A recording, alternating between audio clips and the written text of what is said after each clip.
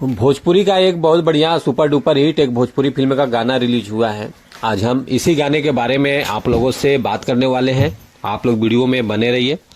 Hello दोस्तों, कैसे हो आप लोग? उम्मीद करता हूँ स्वस्थ होंगे, मस्त होंगे। आज मैं आप लोगों के लिए फिर से एक और नया वीडियो लेकर आप लोगों के बीच में आ गया हूँ।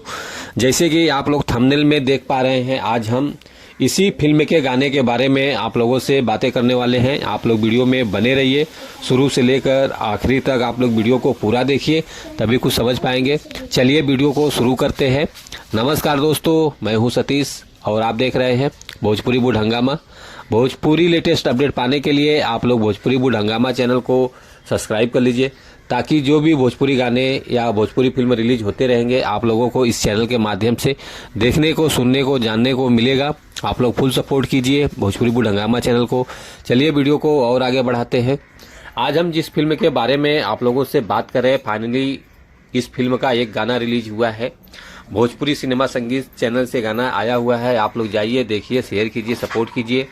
और ये गाना बहुत बढ़िया गाना है। और ये गाना का बोल है, भाग से नीमन सासू दिहले भगवान, जो कि बहुत बढ़िया सॉन्ग है। आप लोग देखिए।